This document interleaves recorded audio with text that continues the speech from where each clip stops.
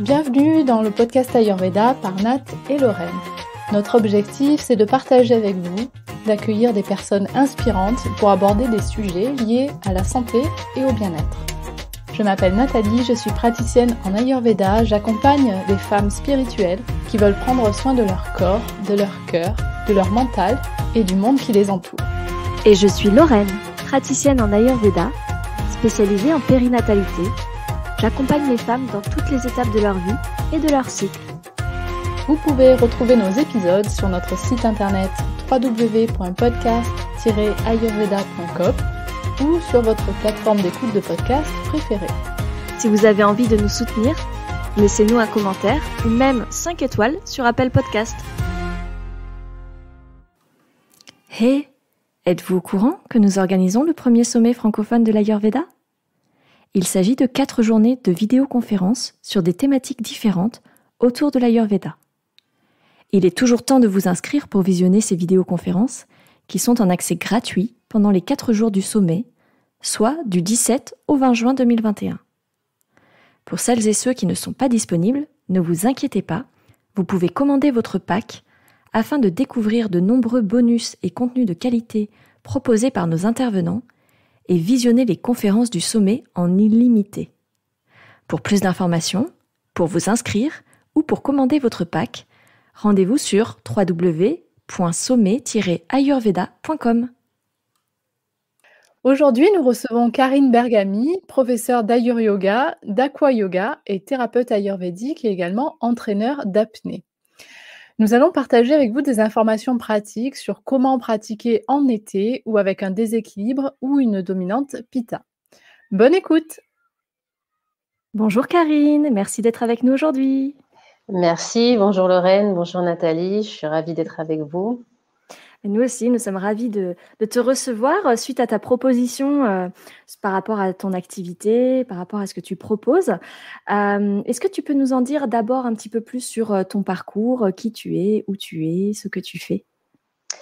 Alors, j'ai mon aventure yogique ayurvédique a commencé en Inde. En fait, je suis partie faire une formation en 2015 de prof de yoga en étant bien persuadée de ne jamais être prof de yoga. Je voulais faire ça juste pour moi, en fait, pour me faire une espèce de stage intensif. Je ne savais pas à l'époque que j'étais Pitta Vata avec un Pitta assez haut et que donc l'intensité, c'est quelque chose dont j'ai besoin, on va dire. Et là-bas, en fait, c'était dans le Kerala, donc il y avait des tas de cliniques ayurvédiques, donc je me suis fait masser. Ok, donc c'était pas forcément une expérience super agréable parce que j'ai eu beaucoup de bleus ensuite, donc c'était un peu trop intense, je pense. Ah ouais, carrément. C'était vraiment la cure pas détente. Ah ouais, non, c'était des massages vraiment trop forts, trop appuyés, je pense, mais en fait, j'ai rencontré là-bas une fille qui était en formation pour devenir thérapeute ayurvédique avec un vieux médecin et on a commencé à discuter et j'ai trouvé l'approche ayurvédique en fait très logique en fait.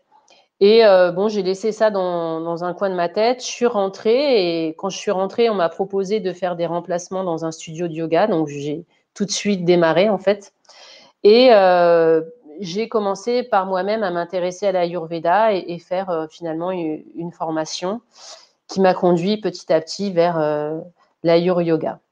Parce qu'une fois que j'ai connu la notion de constitution, de dosha, etc., petit à petit, ma pratique a glissé, c'est-à-dire que je ne trouvais plus de sens à donner des cours en groupe où tout le monde était mélangé, des constitutions, des conditions différentes. Je me disais, mais les gens vont s'aggraver. Et en plus, moi, j'avais souvenir qu'en étant Pitta Vata, quand j'ai commencé ma pratique de yoga il y a plus de 15 ans maintenant, j'ai sauté allègrement en Ashtanga pour bien avoir cette sensation de chaleur, d'intensité. Voilà, donc petit à petit, les choses se sont éclaircies et j'ai pu mettre en lien ma pratique personnelle, ma pratique en tant que prof et ce que je voulais faire finalement, c'est-à-dire des cours individuels adaptés aux personnes à qui elles sont vraiment, quoi. Mmh. Oui, parce que l'Ayur Yoga, c'est vraiment ça, c'est un mélange, enfin, le mélange d'Ayurveda et de yoga, et donc tu adaptes vraiment la pratique de yoga à la constitution de la personne que tu accompagnes. Oui, en fait, voilà, ou au déséquilibre. Souvent, il y a le déséquilibre qui est présent. Donc, je fais passer des petits questionnaires, des petits tests. Donc, au début, je les faisais par mail et j'étudiais le résultat. Et puis, en fait, je me rends compte que les gens sont pas souvent très conscients de qui ils sont. Donc, soit ils répondent ce qui les arrange, ou soit la version erronée d'eux-mêmes, on va dire. Donc, maintenant, je l'essaye de le faire en présentiel. Et puis ensuite, un questionnaire vraiment sur des pathologies éventuelles, des problèmes de digestion, des douleurs, etc. Et en fonction de ça, j'essaye de cibler quels sont les déséquilibres en présence et faire des séances adaptées. Donc, ça peut être des séances adaptées sur du long terme, progressives, ou ça peut être des séances où, à un moment, il y a un dosha qui se déséquilibre et du coup, ponctuellement, on va faire une séance par rapport à ce déséquilibre. Très bien. Et donc du coup, tout ça nous amène aujourd'hui à parler de la saison estivale et de comment adapter sa pratique de yoga à la saison, puisque comme nos auditeurs maintenant commencent à le comprendre, en Ayurveda, on adapte tout à son environnement, que ce soit le climat, la saison, même les heures de la journée, etc. On adapte ces pratiques. Du coup, aujourd'hui, on se consacre à l'été, ou du moins à la pratique de yoga quand on est dans une dominante pitta ou dans un déséquilibre de type pitta. Pour recadrer un petit peu la saison estivale selon l'Ayurveda, est-ce que tu peux nous rappeler les particularités de cette saison estivale, pourquoi on parle justement d'aggravation du dosha pitta? En fait, pitta, donc ce mélange de feu et d'eau, avec le feu, on va dire, plus présent que l'eau, s'est accumulé durant le printemps et donc s'aggrave durant l'été. Et en plus, on a notre agni, notre feu digestif qui est au plus faible, on dira. Donc, il faut vraiment adapter notre alimentation, notre routine de vie à cette saison. Donc, en essayant d'amener de la fraîcheur, de la légèreté et du repos, alors que souvent en été, on est surstimulé, on voit pas mal de monde, il y a des concerts, etc. Enfin, quand on est dans un mode normal hors Covid, on va dire.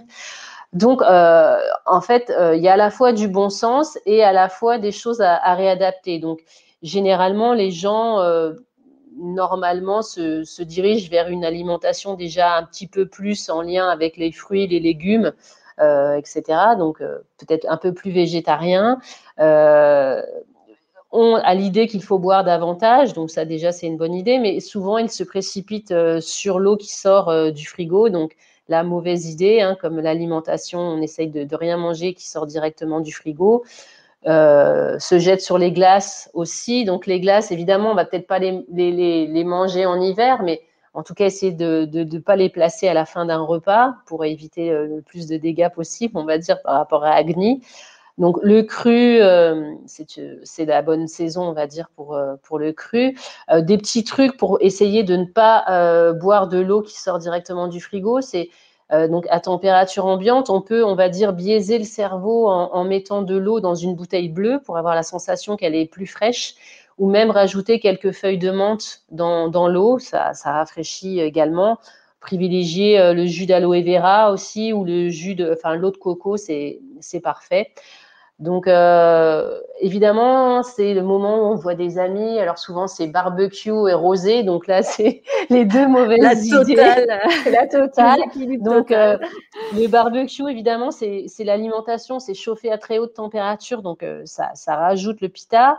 Et puis, le barbecue, souvent, c'est de la viande. Donc, c'est vraiment la période où il faut essayer de limiter la viande et surtout la viande rouge. Bon, l'alcool, c'est chauffant. L'alcool froid qui sort du frigo, c'est là encore une mauvaise idée. Donc voilà, il faut essayer de garder du bon sens et en même temps se faire plaisir, c'est toujours la problématique. Et privilégier donc les goûts doux, amers et astringents, et éviter tout ce qui est trop piquant, trop acide, trop salé, et aussi tout ce qui est trop fermenté, enfin le fromage, l'alcool, voilà, les yaourts, le pain, voilà. Donc c'est vrai que c'est plutôt focus fruits, légumes, les fruits en dehors des repas, les herbes fraîches. Voilà, on essaye de rafraîchir le système en tout cas et de l'alléger. Exactement. Après, l'idée n'étant pas d'interdire tout ça, parce qu'il y a quand même Voilà. aussi le plaisir qui est important pour Pita. Donc, bon, c'est la saison des barbecues, de la convivialité, mais en effet, essayer de soit équilibrer le lendemain, soit lors des barbecues, de proposer des salades, des smoothies à la coriandre, c'est trouver ça. un petit peu des alternatives qui permettent de limiter la casse, comme on peut Ou dire. cuire très légèrement les légumes aussi sur le barbecue, mais sans les laisser cuire longtemps, c'est une possibilité aussi.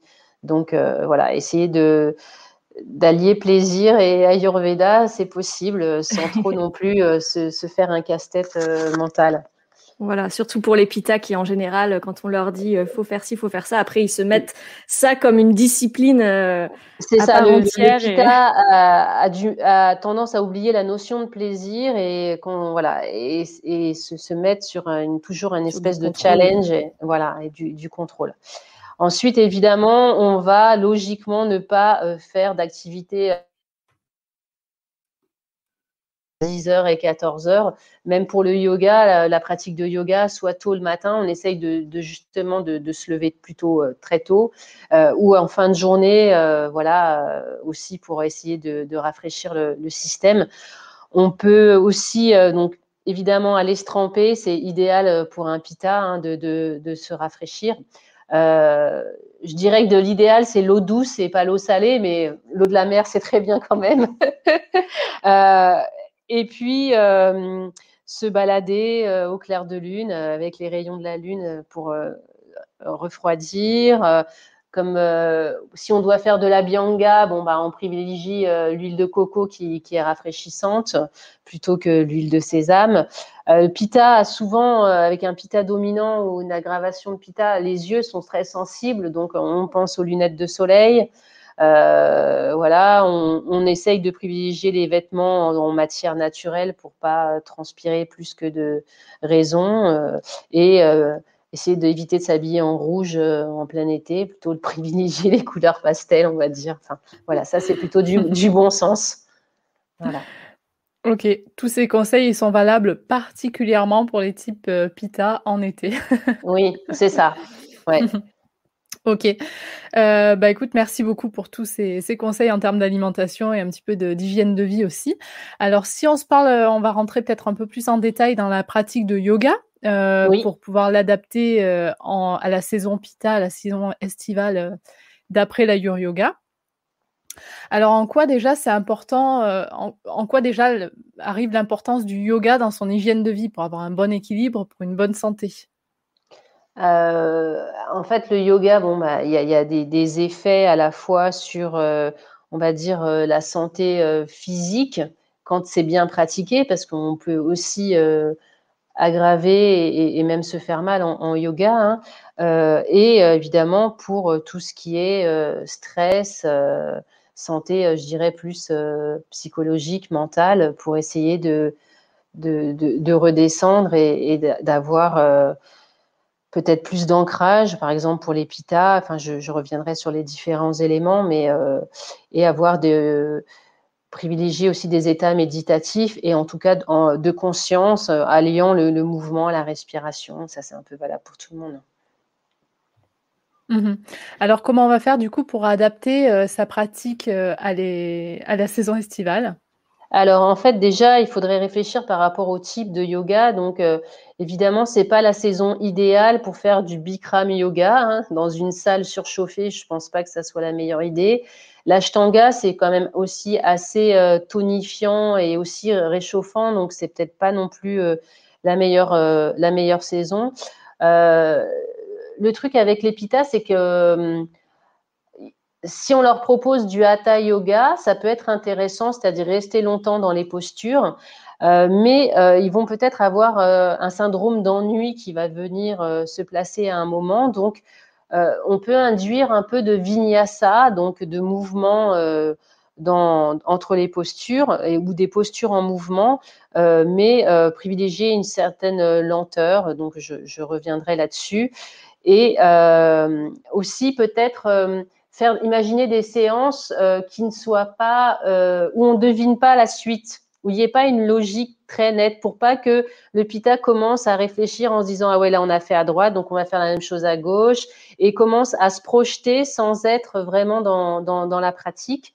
Autre chose qui peut être intéressant pour essayer de casser la rigidité naturelle parfois des pittas, c'est éviter tout ce qui est ligne droite au niveau des bras, privilégier un peu les arrondis, peut-être un mouvement spontané, le sahaja, où voilà, on va vers un mouvement un peu spontané qui n'est pas égal de tous les côtés, et pas mal aussi avec les bras on va dire, d'invocation à une puissance, on va dire, supérieure à nous-mêmes pour nous faire redescendre dans notre ego des fois un peu fort, avec des bras un peu en posture de prière, en tout cas les paumes de main tournées vers l'univers, ce genre de choses. Ensuite, dans les grandes familles de postures, etc., évidemment, on ne va pas faire des postures solaires tonifiantes qui donnent de la force et de la structure. On va plutôt essayer de favoriser des postures lunaires qui étirent et assouplissent les tissus. Surtout qu'on peut profiter de cette chaleur pour essayer d'aller chercher plus loin dans les étirements parce que les muscles sont plus chauds naturellement. Ou alors, on fait un petit mix de solaire et de lunaire en essayant de bien équilibrer.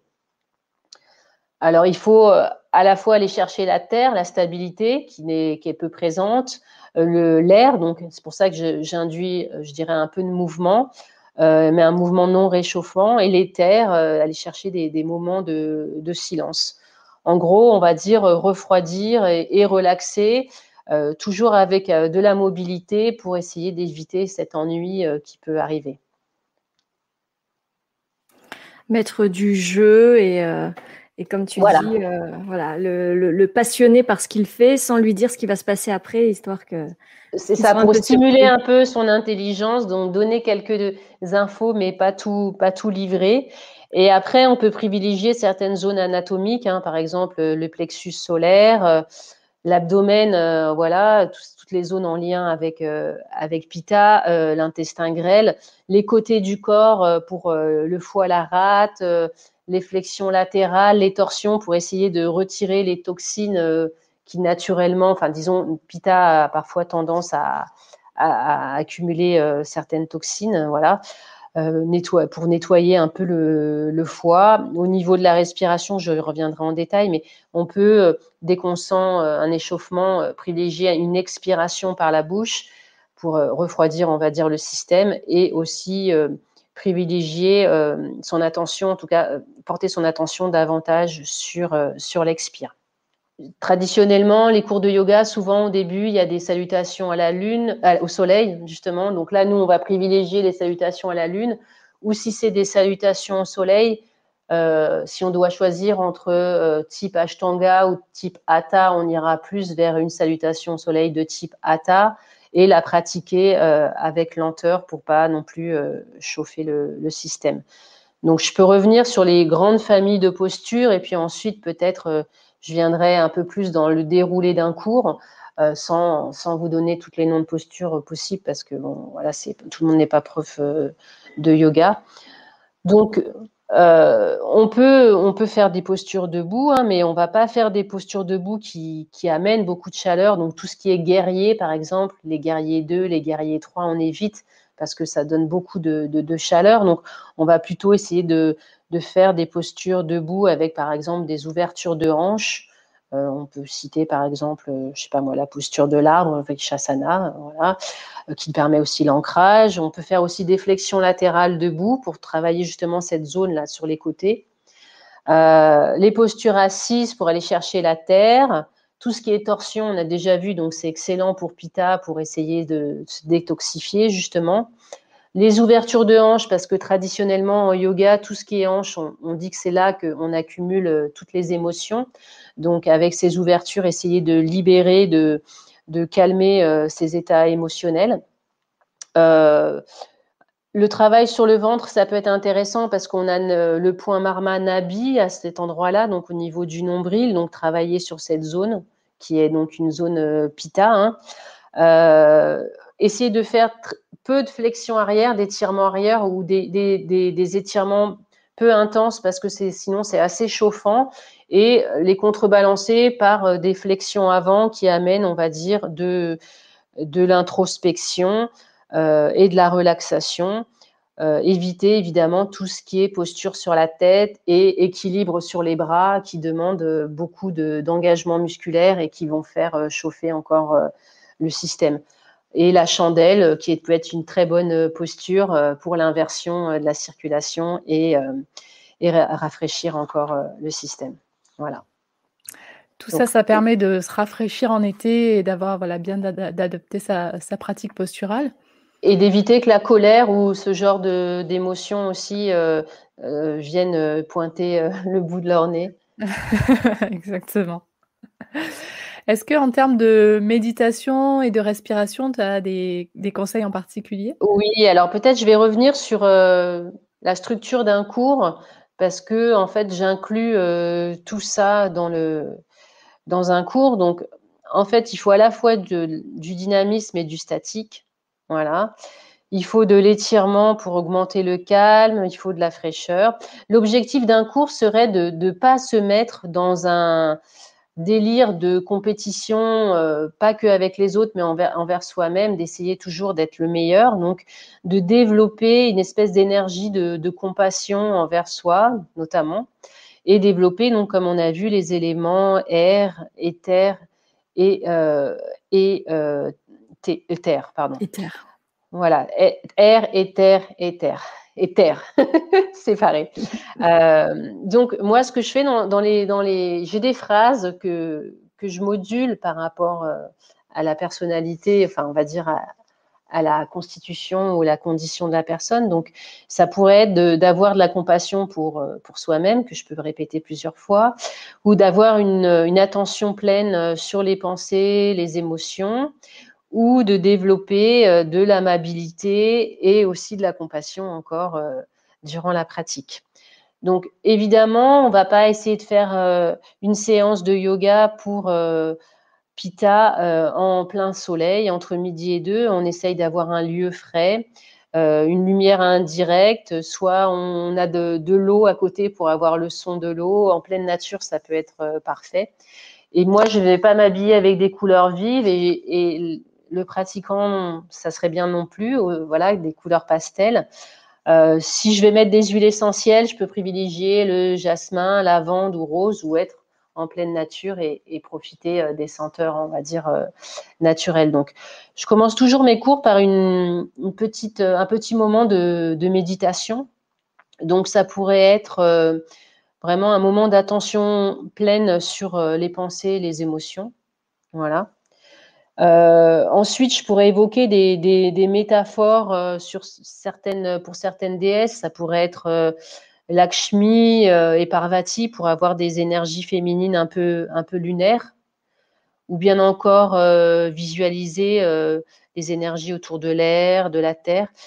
Donc, en tout cas, plutôt des méditations en silence. Voilà. Et pour essayer de développer cette non-critique et cette compassion, on va dire. Alors, oui. Est-ce qu'il y a des mudras à faire pendant la méditation? Ouais. Alors moi, ce que j'aime bien, c'est en fait, donc commencer par ce petit moment de méditation. Ensuite, travailler la respiration pour faire redescendre encore un peu. Et quand le système est plus calme, on va dire, aller vers justement des mudras. Donc, il y a plusieurs types de pranayama. On pourrait aller là vers un pranayama assez simple. Donc, Chandra Bedana, on va dire la respiration qui privilégie le canal lunaire pour refroidir, rafraîchir et calmer aussi. Et ensuite, donc une fois qu'on a fait ce pranayama, sur plusieurs tours évidemment, aller vers aussi une pratique de mantra. Donc, ça peut être à la fois le bija mantra de Lakshmi, par exemple, Shrim, pour essayer de développer la beauté, un sentiment de beauté. Ça pourrait être Sham, le mantra en lien avec le 6e chakra, pour essayer de relâcher le système nerveux. Donc, il y a plein de possibilités. Pour rappel, juste un mantra, du coup, c'est émettre un son. Un son, Oui. qui va aussi partager une certaine énergie, en fait. C'est ça, c'est Diffuser une exactement certaine ça. énergie. Ouais. Qu'on récite un certain nombre de fois et que la personne fait plutôt physiquement, oralement, pas que intérieurement. Et du coup aussi, se prononce sur le temps de l'expiration. Voilà. Ensuite, moi, ce que je fais, c'est que je fais un petit focus sur les points marma qu'on va travailler dans la séance parce que j'aime bien travailler les points marma. Donc, moi, je les travaille souvent avec des balles que je place au niveau des points dans certaines postures. Donc, la personne va les travailler toute seule, en fait. Donc, généralement, après tous ces temps-là, je leur fais prendre conscience des points marma, peut-être les toucher et de les visualiser. Donc, là, on pourrait visualiser typiquement Nabi au niveau du nombril. On pourrait visualiser aussi Stapani ici au niveau du troisième œil. On pourrait visualiser, frotter Kukundara au niveau de la zone iliaque, on va dire. Voilà. Donc, et ensuite faire des postures en lien avec ces points, avec des balles, ou en tout cas aussi visualiser ces points durant les postures. Il y a plein de façons de travailler les points marma. Et ensuite, on peut venir travailler la séance. Moi, j'aime bien faire 3 grosses parties. Donc, une première partie où je ferais plutôt une partie un peu dynamique avec un vinyasa un peu frais, mais un peu lent, voilà, pour favoriser la mobilité, la coordination, on va dire plutôt au niveau justement de l'abdomen et des côtés, voilà. Ensuite, plutôt un travail plus statique pour essayer d'aller chercher l'étirement, profiter de cette chaleur pour essayer d'aller chercher les plus grands étirements, libérer aussi les hanches, les émotions dans les hanches, travailler cette souplesse qui va être en fait plus facile du fait de la température. Voilà. Et je redescends encore en intensité en terminant par des postures plutôt restauratives avec des appuis, notamment des bolsters. Voilà. En gros, c'est de cette façon-là que je fonctionne. Que tu proposes une séance. Voilà. Et puis terminer, évidemment, par un Shavasana ni trop long, ni trop court. On va dire que Pitta, c'est toujours moyen, même s'il n'aime pas ce mot. Et du coup, voilà, une dizaine de minutes et on pourrait faire traverser le corps aussi par une onde de fraîcheur pour terminer de refroidir un petit peu le système. Et oui, j'ai oublié le mudra qu'on peut venir placer aussi avant la pratique dynamisante, avant les salutations aussi à la lune qui débuteraient vraiment la séance en termes de posture. Il y a plein de mudras qui pourraient aller. Moi, j'en ai choisi un là, par exemple. Ça serait Mushti Mudra, un mudra qui permet une mudra. J'ai du mal, c'est féminin. Voilà. C'est vrai, ouais, je dis souvent un aussi. Moi aussi, mais c'est pourtant féminin, qui est le geste de la force pour essayer de faire en sorte que la colère ne monte pas jusqu'à la tête, qu'elle soit canalisée et qu'elle devienne comme de la poussière. Donc, c'est les poings fermés avec les pouces au-dessus. Elle est assez simple à réaliser pour essayer de diriger, on va dire, notre force de façon constructive et pas contre nous-mêmes ou contre les autres. Voilà. Super, un beau déroulé de séance qui va calmer Pitta et en tout cas être hyper favorable à faire en été.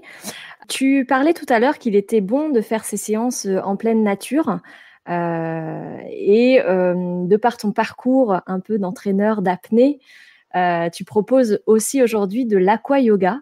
Est-ce que tu peux nous en parler un peu? Parce que c'est finalement un yoga qui est hyper adapté à la saison estivale et surtout pour nos Pitta on fire. Donc, est-ce que tu peux nous dire comment ça se passe, un cours d'aquayoga et voilà.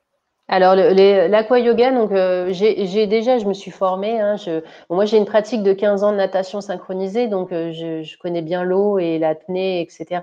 Et c'est un univers où je me suis toujours sentie bien. Donc, malgré moi, instinctivement, avec mon Pitta, je suis allée vers l'eau, sans savoir que c'était bénéfique, mais j'en ressentais en tout cas les effets bénéfiques.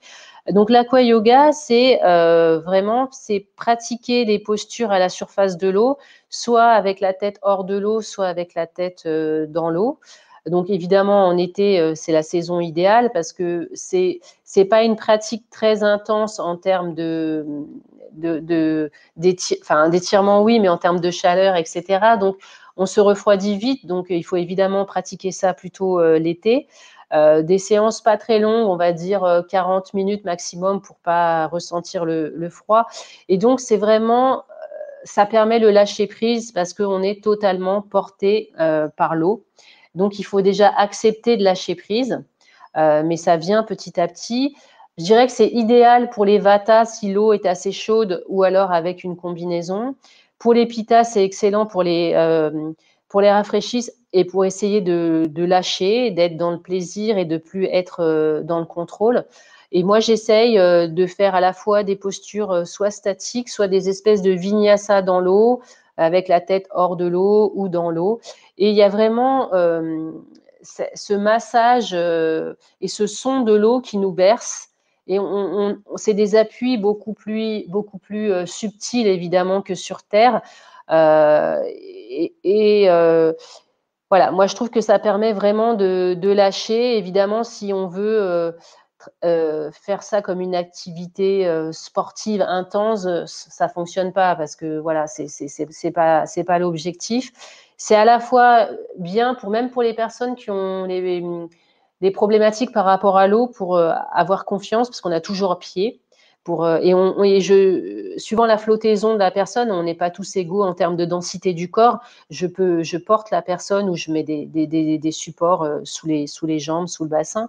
Donc, il y a une espèce de relation de confiance et c'est la personne qui fait, c'est pas moi qui fais, hein, c'est comme en yoga.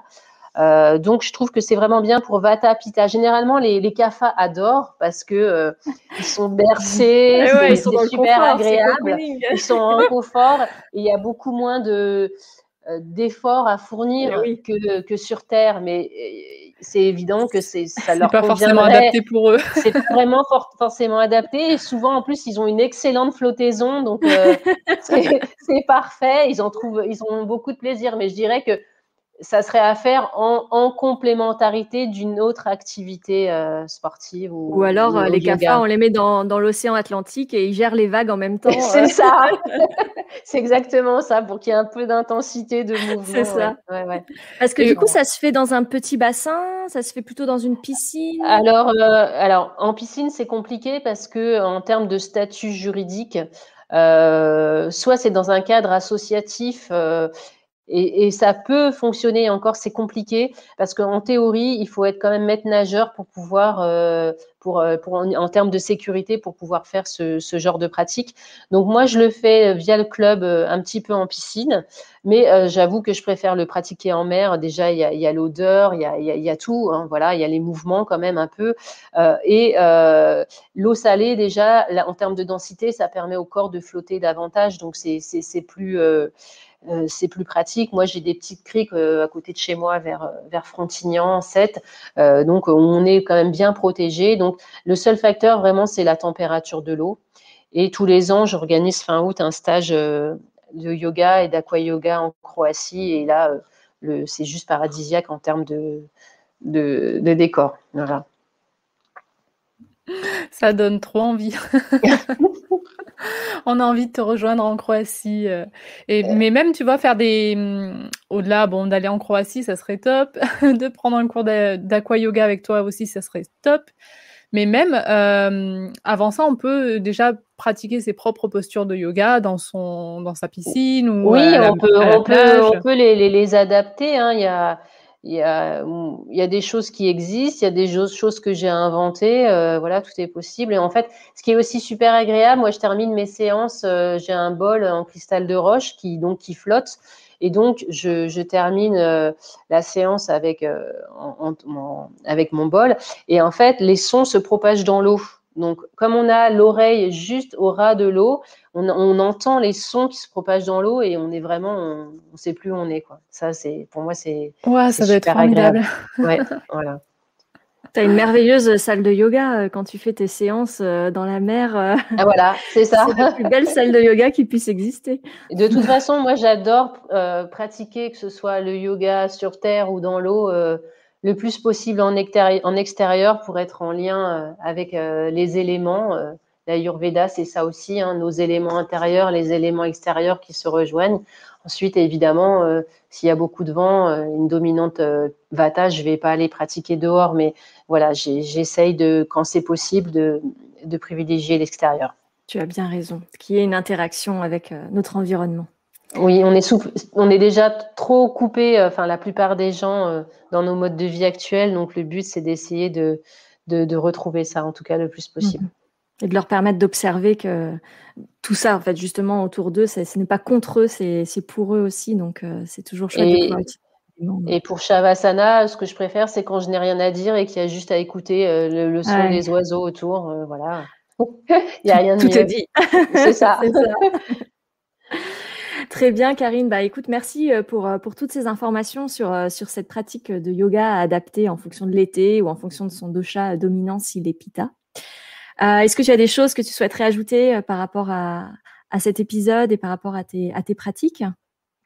Non, je veux juste dire, j'aimerais qu'en fait les gens aient de plus en plus conscience, accès à l'Ayurveda, en tout cas pour savoir qui ils sont vraiment et ne pas essayer de ressembler à je ne sais qui pour équilibrer au mieux leur vie et aller vers ce qui leur correspond et en termes de pratique de yoga, en termes de tout en fait. Voilà. Pour moi, c'est un outil quasi miraculeux. En tout cas, moi, ça m'a déculpabilisé de mes accès de colère. Bon, je dis pas que qu'il y en a plus. Il y en a plus, mais en tout cas, je les ai compris plus facilement. Voilà. Et tu sais comment les équilibrer aussi. C'est ça, je sais comment les équilibrer et je sais que c'est un travers qui est un peu logique et voilà. Et je fais avec et je travaille avec. Voilà. Donc, on incite toutes les personnes ayant beaucoup de feu, beaucoup de colère, beaucoup de compétition, détermination, et qui vont souvent vers l'ashtanga ou le bikram, même en plein été. On les incite à essayer le hatha, à essayer l'ayur yoga et à essayer l'aqua yoga.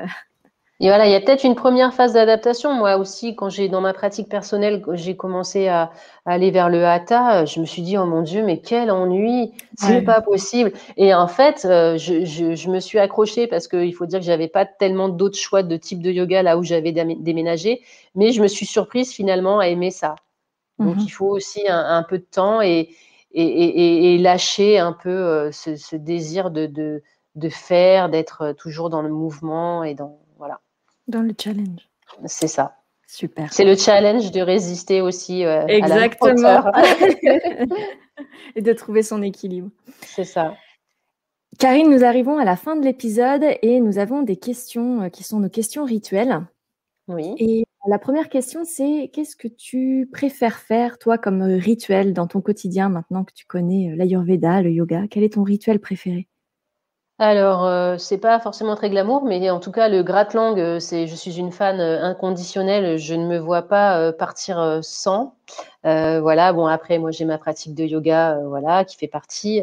J'ai plus de mal avec gants de douche tous les jours. Hein. J'avoue que c'est pas quelque chose que j'aime beaucoup. Je le fais par période, mais pas forcément tout le temps. Moi, je dirais que ce que je fais surtout, c'est la connexion avec la nature. Tous les jours, j'essaye d'aller me balader. J'ai la chance d'avoir des animaux et je peux pas passer une journée sans aller les visiter les uns les autres. Et c'est vraiment ce qui me permet de m'équilibrer, je pense. Ok. Quels sont tes projets pour les semaines, les mois à venir? Alors, j'ai démarré une petite formation en Jyotish parce que j'ai eu mon thème qui a été fait et où, a priori, j'aurais des facilités pour ça, ce que je sens pas encore vraiment, hein, ça m'a l'air tellement complexe. Ça va venir, persévère. Voilà.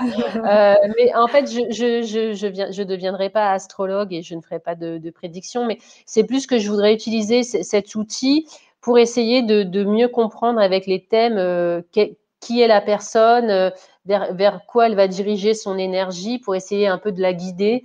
J'aimerais, je pense, à terme, avec tous ces outils, yoga, Jyotish, Ayurveda, devenir coach. J'aime pas ce mot, j'ai un problème avec ce mot, mais je sais que ça existe aussi. Donc peut-être je vais me lancer dans cette formation de conseiller védique, voilà, pour essayer d'avoir un maximum d'outils pour guider les gens sur leur svadharma, en tout cas savoir qui ils sont et qu'est-ce qu'ils sont venus faire ici, qu'est-ce qu'ils ont à travailler et proposer tous ces outils. Voilà, je sens que je vais vers ça.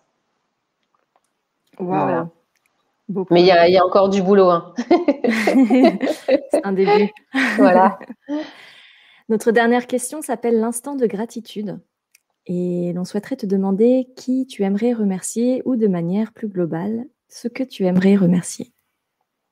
Alors, il y aurait tellement de personnes, donc là, ça paraît compliqué, mais ce que j'aimerais remercier, en fait, ça va paraître peut-être simpliste, mais c'est tous les animaux que j'ai autour de moi, vraiment, qui m'équilibrent tous les jours et je vois cette espèce d'amour inconditionnel qu'ils ont, de confiance absolue et de simplicité, mais pas en termes ça peut paraître négatif, mais voilà, de simplicité dans leur façon de vivre. Et moi, ça m'équilibre, ça me ravit, et sentir ce lien, voilà, si j'étais pas là, ma vie serait beaucoup plus terne, je pense. C'est beau. Merci beaucoup, Karine, pour tout ça. Merci pour ta présence sur le podcast. Merci à vous. Où est-ce que nos auditeurs peuvent te retrouver ? J'ai un site internet, donc je pense que vous allez mettre le lien, voilà. Oui. Après, peut-être aussi je mettrai en place des petites formations, mais plutôt aussi à la carte. Hein. Moi, j'aime bien faire des formules à la carte pour développer tout ce que est aqua yoga, les points marma dans les postures, tout ce genre de choses, et l'ayur yoga, voilà. Est-ce qu'on peut faire des séances avec toi à distance ? Oui, du coup, là, j'ai mis en place ça. Donc, je donne des cours sur Zoom. J'avoue que j'en fais pas la promo plus que ça parce que je travaille principalement avec mes élèves. Mais évidemment, j'ai des élèves maintenant, du coup, un peu partout. Enfin, un peu partout, c'est prétentieux de dire ça. On a l'impression que je suis à l'international, etc. Mais enfin, disons que par mes stages, j'ai rencontré des personnes qui vivaient pas forcément dans ma région. Et du fait du Covid, maintenant, je leur donne aussi des cours via Zoom. Et donc, pourquoi pas à d'autres personnes, une fois qu'on aura établi un petit peu leurs problématiques. Voilà. Super.